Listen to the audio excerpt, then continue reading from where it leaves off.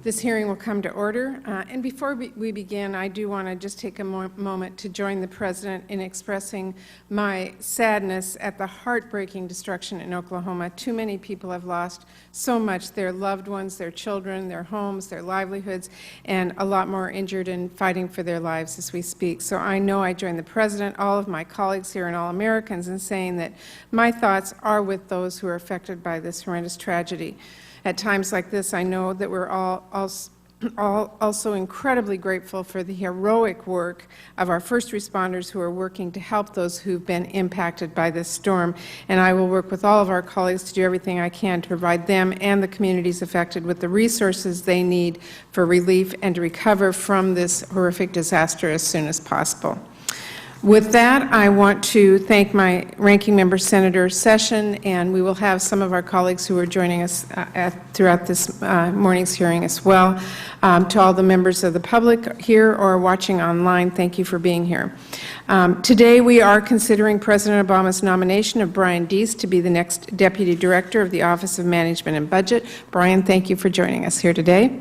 I want to recognize and welcome Brian's family who are also with us today, his wife Kara, his parents Patricia and David, and extended family. As we all know, the support of families is so important to those of us in public service, so thank you to all of you for your dedication and sacrifice as well. This nomination comes at a critical time for our country. We continue to face serious fiscal and economic challenges that we need to work together to address. The American people are looking to us to end the constant artificial crises and political brinksmanship that is threatening our fragile economic recovery. It's time we stop governing from crisis to crisis and return stability and regular order to our budget process. That's why I'm so proud of the work we did here in this Budget Committee and on the Senate floor to write, debate, and pass a responsible budget plan that puts economic growth and the middle class first and that tackles our deficit and debt responsibly. It has now been 59 days since the Senate and House have each passed budgets. The President has weighed in with his proposal, and the next step in the budget process is for the two sides to come together in a conference committee and work towards a bipartisan deal. Democrats and Republicans have been talking about the need to return to regular order, including some of my Republican colleagues on this committee, who just a few months ago were very explicit about the fact that once the two chambers pass their budgets, the work of conferencing must begin. So I have been very disappointed that Senate Republicans seem to now be backtracking from that and have blocked us from moving to conference every single time we have asked over the past few weeks. I am hopeful that this obstruction ends soon, because I had thought the one thing that Democrats and Republicans could agree on is that we should be working together to return stability and regular order to a budget process that has been broken and chaotic for far too long. Aside from the recent budget conference obstruction, there have been some recent positive steps. Last month, the Senate voted unanimously, 96-0, to confirm Sylvia Burwell as the next director of OMB. It's critical we continue to have strong and consistent leadership at OMB, especially now as we work towards a responsible bipartisan budget agreement. I know Sylvia will be a great leader, but we can't afford to have vacancies in other key budget positions during this important time for our economy. That's why today's hearing in consideration of Brian Deese to be the next Deputy Director of OMB is so important. Brian has been a key part of the administration's economic team over the past 6 years, as a top economic advisor on the campaign and transition team, then as Special Assistant to the President for Economic Policy, and now as Deputy Director to the National Economic Council. In these roles, he was instrumental in pulling our economy back from the Great Recession, making sure key American industries remained healthy and strong, and investing in policies that boosted the economy and created millions of new jobs. As the chief architect of the Auto Rescue Plan, Brian reinvigorated a definitive American industry during a time of deep economic uncertainty and did it in a way that has helped our economy recover. Brian recognized that letting Detroit go bankrupt would actually increase federal spending on programs like Medicaid and unemployment insurance, and if instead we invested in American workers and jobs, we could actually spur economic growth. And he was right. The auto rescue helped save 1 million American jobs, and the auto industry today is thriving. We've also started to see the government make important headway on reducing our deficit responsibly during Brian's time in the administration. Just last week, CBO released its latest baseline. These revisions show we've begun to make significant progress on reducing our short and medium-term deficits, and that is welcome news. CBO now estimates the deficit for 2013 will be more than $200 billion less than its February projection.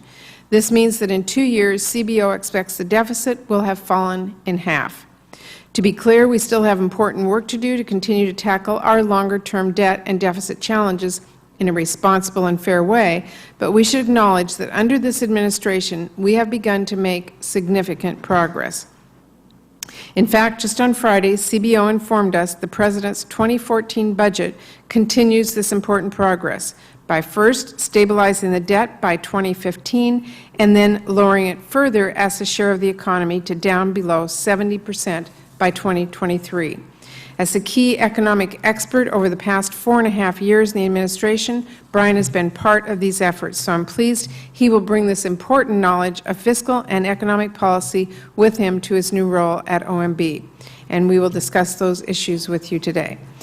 Brian also made comprehensive Wall Street reform a priority during his time in the administration, working to put in place measures to protect the country against the devastating impact of another financial crisis.